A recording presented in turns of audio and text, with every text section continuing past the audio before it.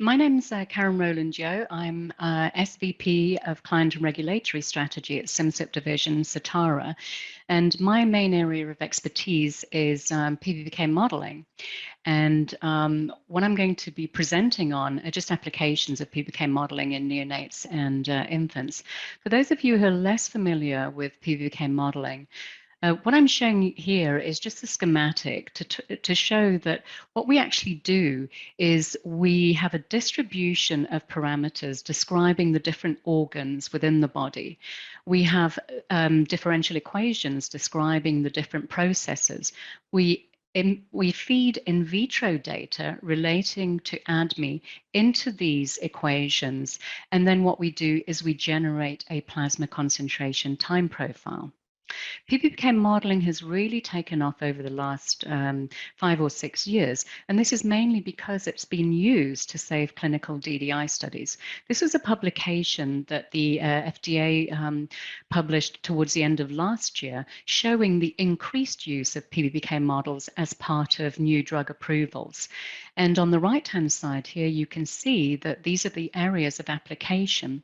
DDI remains the key area of application, but increasingly you can see that special populations and absorption are being used increasingly.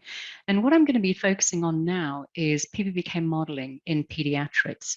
I think it's particularly important to note that in this paper, the FDA specifically mentioned that there is a place for PBPK modeling in pediatrics for absorption. And in fact, one of the case studies that they talk about BCS class 2 compounds, and that's what I'm going to come on to later during my presentation.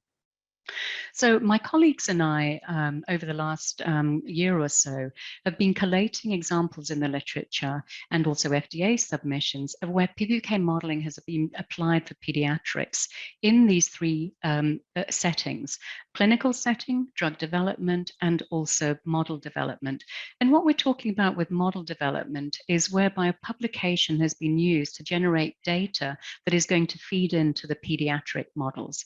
Within these three areas, we've got different areas of application relating to DDIs, formulation, dose selection, biologics, and so on and so forth. So here we've got the actual breakdown, and what you can see is that dose selection remains the key area of application within a drug development and also a clinical setting. I think it's interesting to note that these two examples here, where PBPK has been used to inform on dose selection within drug development in neonates. And the first one is it was where PBPK was used to assess DDI liability in neonates for risdiplam. And in the second case study, a PBPK PD model was actually used to look at exposures in neonates, and that was for ridipridil. So, as the topic of this webinar series is New Horizons, what I wanted to talk about is an emerging area, just showing how we can predict exposures during breastfeeding. And this is obviously over the last few years, there've been increasing interest in using PBPK models for predicting exposures during pregnancy and also, during during breastfeeding as well. And this is a lactation PBPK model, where essentially what we're doing is we're generating exposures or in plasma and also in the milk. And then what we can do is use these exposures within the milk to actually estimate an infant daily dose that then we can use in a pediatric simulator to estimate what we think the dose is going to be in neonates or infants. And essentially that's what I'm going to do, show a number of case studies whereby I've actually done this. And one of these examples here is this particular case, ivacaftor, lumacaftor. It was actually a case study that was published, and where a woman was taking this combination for cystic fibrosis. This combination was stopped during pregnancy, and the patient became ill, and then the drug was initiated, or the drug combination was given again, and the woman consented to give the to allow samples to be taken.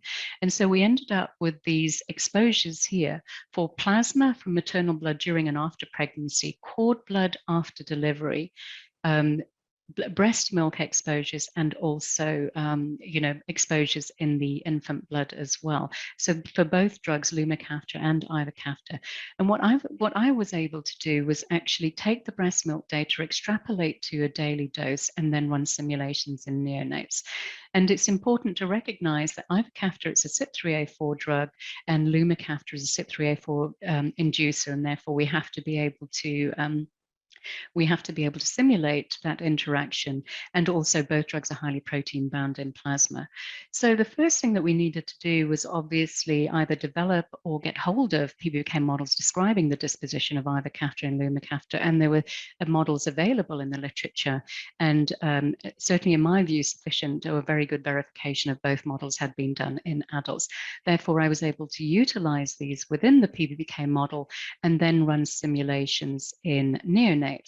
It's important to recognize that as we're running simulations in newborns, we have to then be able to incorporate within the simulations the time variant change in the physiology as well. So we've got the simulation time during the breastfeeding, but obviously the physiology is going to be changing, and therefore this was also incorporated within the actual simulations. So this is what the simulation looked like for lumacaftor, where the exposure here we can see that we've got two sets of dashed lines which represent the 5th and the 95th percentiles of the population that I ran. And then we have the mean data represented by the solid lines and the observed data overlaid. We then simulated the effect of the lumacaftor on the ivacaftor, considering the following ontogenies. And again, it's important to note that with respect to these drugs that are tight binders, here we've got an example of diazepam, you can get a significant difference in the fraction and bound in neonates versus adults, and therefore it's important to consider this. But what you can see from this simulation here is that we can recover with reasonable accuracy the actual observed data. But again, I'd like to obviously just say this, we're talking about one patient here, but what I'm trying to show you is the process. In terms of the, now what I'm going to talk about really is global health scenario, and another case here whereby we were able to simulate or predict the exposures during breastfeeding, and then I'm going to move on to absorption. So specifically what I'm going to be talking about are drugs that are used for onchocerciais, which is more commonly known as river blindness. And I think it's important to note here that the global burden of the disease in 2017 was at 21 million, and there were 21 million infections worldwide, most of these in Africa. So we are talking about a significant proportion of the African population here. And also when we think about whether we can actually prescribe these drugs in children, pregnant women, mothers and newborns, again, we're talking about a significant proportion of the population. And therefore it's important to be able to make this decision, weigh up efficacy versus safety as to whether you can actually prescribe the drug in these individuals. And this is where PBPK came into play. It was used as part of a model-informed drug development strategy to help make an informed decision on whether to be able to use this drug or to provide recommendations on breastfeeding. So a clinical study was actually conducted, and Moxidectin was detected in the breast milk of lactating women. However, in a pre-postnatal study in rats during the lactation period, increased mortality in the rat pups was reported, and therefore there was discussion about whether the advice to women should be that breastfeeding is not recommended at the time of treatment with Moxidectin and for 6 months after treatment. This is what the data looked like in the clinical study, and you can see that it's a very data-rich sample. Often in breast milk, we may only see 1 or 2 time points, but this was a very robust study with, and as I said, with a lot of data. And what you can see here is that in the breast milk, the exposure is approximately 2-fold higher than the exposures in the plasma. Importantly, when you look at the absolute infant dose, it is actually quite low relative to that of the parent, which was 8 milligrams. Also, when you but when you look at the exposure or the disposition of the drug, you can see here that what is of concern is that you get these rapid high concentrations during the first 7 days of actually giving the drug, and therefore this was the focus. So in terms of so what we had to do was run some simulations to actually determine the exposures in neonates over this period of time. In order to be able to do that, we had to know what infant daily dose to use. And this is a typical equation that is used to estimate that, where we use the drug concentration in the milk times the daily volume of milk. And there are a number of different scenarios that we can use. Typically, the average milk concentration over the breastfeeding period is used. But also, for conservative estimate, we can use the maximum milk concentration, and depending which one you use, you can end up with 4 to 90 micrograms. But because, as I mentioned, it was a rich data set, we were able to extrapolate these estimates to give us the amount of Moxidectin excreted in breast milk each day. So we ran some simulations using those estimates, and what you can see here is the predicted exposure in neonates over the first 7-day period while breastfeeding versus the exposures that are actually seen in the mother. And importantly, what I'm showing here is that the characteristics of neonates and infants in terms of the total body water are consistent with what we would actually see clinically. And also, again, I want to point out that the ontogenies related to the following were considered. Again, Moxidectin is metabolized by CYP3A4, biliary, and protein binding is very important as well. And so what we were able to do is use those simulations and compare these against the actual exposures in rat pups. So what we're showing here is we've got the solid blue lines, which are the maternal plasma data, then the solid red line, which is the maternal milk data. The lower dotted lines there represent the steady state exposures of Moxidectin that we're predicting by the PBPK model, and in the top, just the different doses there that were actually generated in the rat pup study. And of course, these data were used to inform the label and as part of the whole strategy. And what you can see here is that breastfeeding was not recommended during treatment with Moxidectin tablets and for 7 days after treatment. So rather than saying that they couldn't breastfeed for 6 months during treatment following Moxidectin treatment, we had this reduced period here down to 7 days. So 7 days after treatment. So what I want to move on to now is talk more about the absorption side of things and global health drugs and just the typical characteristics. What we find is that because, these drugs tend to be metabolically stable, they're given once or twice a year, that's why they're metabolically stable, so that they can actually accommodate these dosage regimens. Typically, they end up with high log P values. They can be highly plasma protein bound. And in fact, these drugs that I've listed below are ones that I've worked on over the last couple of years. And they all have those similar characteristics and end up being BCS class 2 compounds with low solubility and high permeability.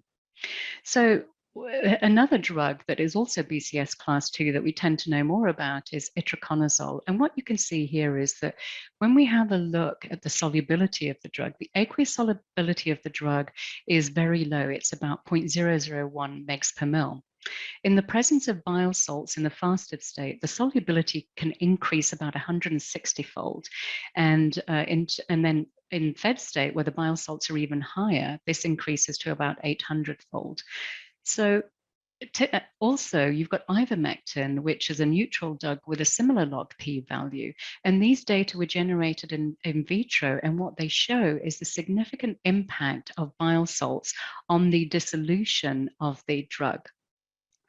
So going forward then, what we have to think about is how can we actually simulate this effect, or can we simulate this effect?